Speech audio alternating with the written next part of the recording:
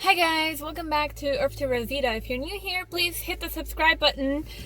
Um, if you really enjoy vlogs or talks about spirituality and astrology and stuff like that. And yeah, it really motivates me, so please don't forget to hit the subscribe button if you enjoy that kind of content. So anyway, let's just get into it. In today's vlog, I actually really wanted to talk about, hold on one second.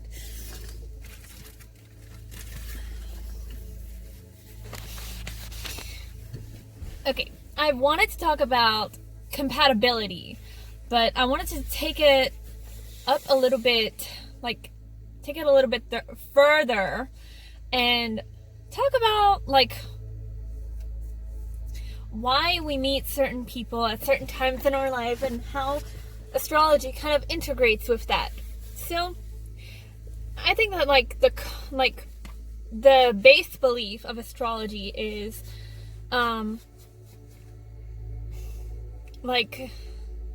we are the energy of the cosmos. And it doesn't matter if you resonate more with your Vedic astrology or your Western astrology. And I also think that the reason why some people feel more like their Vedic astrology is because,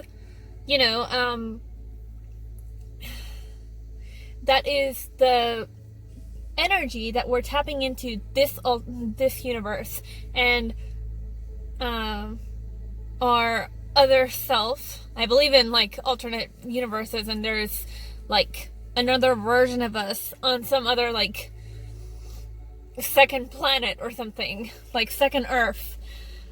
And some people resonate more with their our alternate universe self.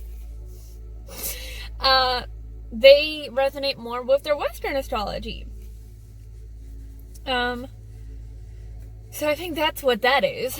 Or another theory about why we feel more like one or the other is because Vedic astrology, it's kind of more accurate. So we kind of hit a point in our lives where we become more like our Vedic astrology. More evolved, I guess. I don't know. Evolved is the wrong word. So something that I find interesting about my spiritual connections, my relationships and stuff, and people that I've felt drawn to in the past and feel drawn to currently, feel connected to, is this concept that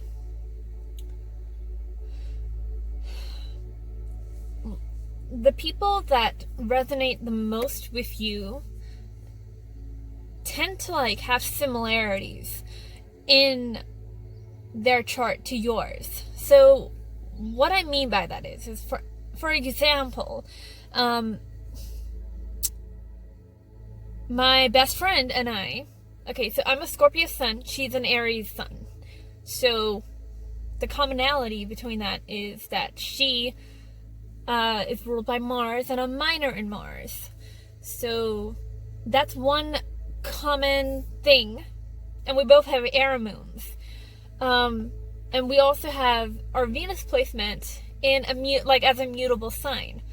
And that's to me, that's very interesting because we have all of these things that tie us together cosmically. And that's why we've been best friends for over 15 years, and we understand each other in a way that is so amazing and so healthy.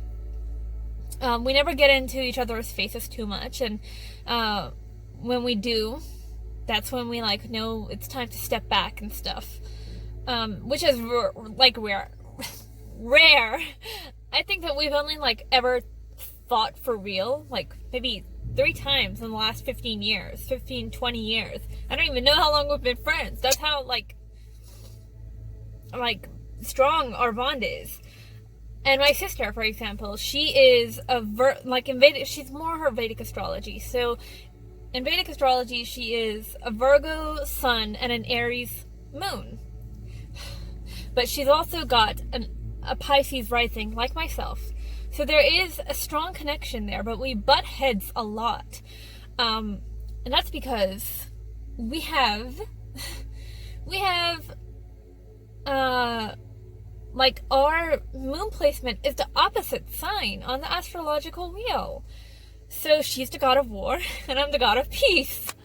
So it's like karmically you have to think about why these people have come into your life, right? So I'm there to like teach her how to be kind of like more more patient, more like loving, more open about her emotions, more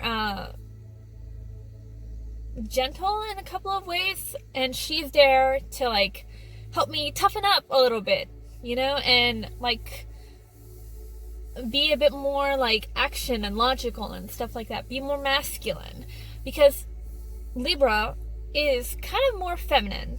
Even though they are masculine air, they are ruled by planet Venus. So Venus is the planet of like beauty and harmony. It's a very beautiful planet, you know? And balance. Balance is a very big thing for Libras. But Aries is a little bit stubborn. And a little bit like childish, but too like aggressive. They're the warriors of the planet. Like they're the first of the signs, and they're also like very strong-willed, you know. They're survivors of the planet, of the astrological signs. And like I was thinking about guys that I've had in the past that I hate it when people walk past this place. Like, what are you doing? Hold on. No respect for private property. Anyways, okay, I sound like such a stuck-up asshole. Anyway, I was thinking about the first guy that I actually felt like a really strong love, deep connection with. And I was looking at his chart a couple of years ago, and he had his Venus placement in Gemini and his Mars placement in Aries.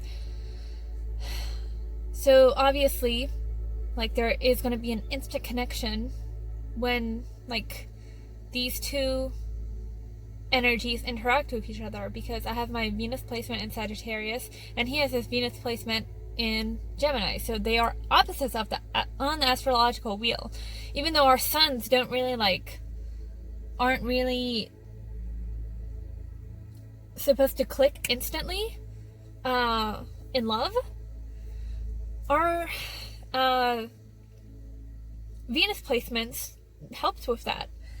But and a lot of people like don't see that like Aries and Cancer going together good sexually, but I think that this is a very good touch, because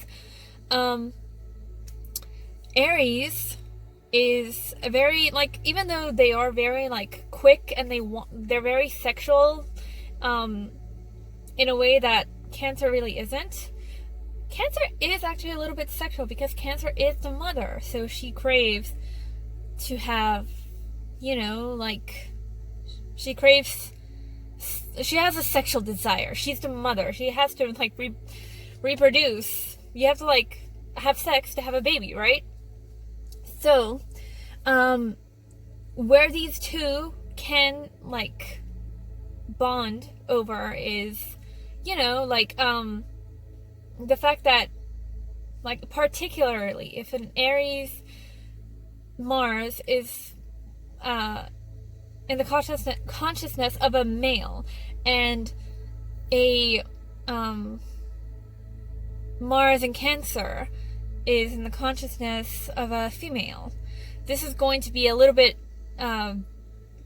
easier for these two to activate like a kind of higher purpose, because Aries is the protector And like Aries male especially will long to like be the protector of the children, I suppose, if they're in like a love relationship in particular. That's what I'm talking about, not in general.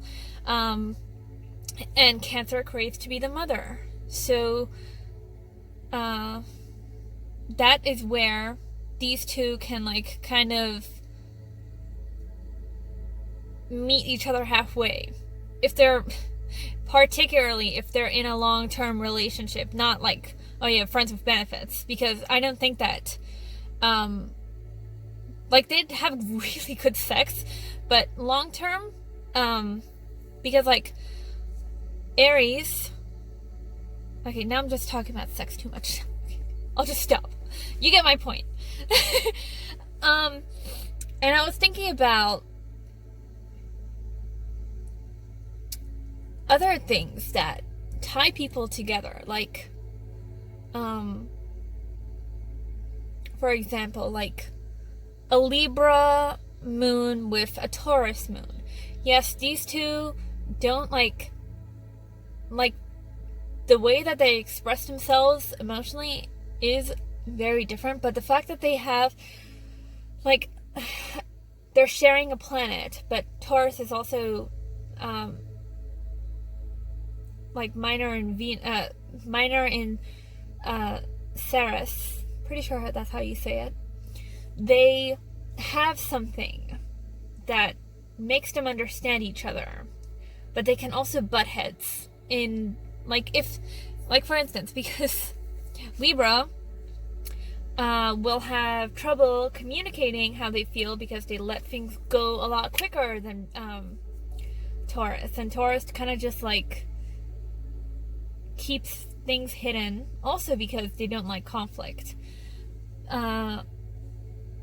So if they don't talk about things that they begin to resent their partner for, this can snowball. So that's why, like, but I always go for the positive aspect of it, what these two signs can learn from each other, like Aries and Libra, Aquarius and Libra, Taurus and Libra. I'm using a lot of Libra, or Sagittarius Venus and Gemini Venus, or Pisces Venus and Gemini Venus, or Pisces Sun and Virgo Sun. These kind of placements, they all are like opposites, or they have like a planet that is communicating with the same energy. There's a reason. There are no coincidences. For the most part, there are no coincidences. So, you know, we're always here to learn something from all of these energies coming into the consciousness of a human being. And that's why we run into the people that we do. You know, they're there to teach us something. Like Scorpio Sun is there to teach Gemini Sun how to open up, how to not be afraid, how to like express themselves more, and just the same, Gemini Sun is there to show Scorpio Sun. Hold on.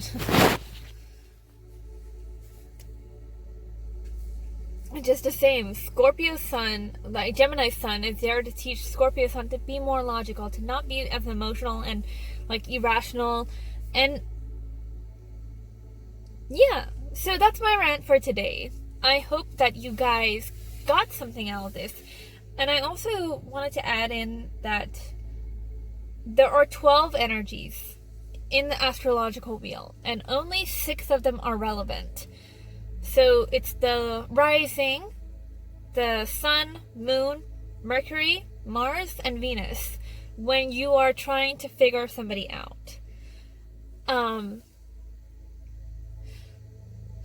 And if you don't resonate with your Western astrology, you have to go for your Vedic astrology, and you really do begin to see why you feel more like one or the other.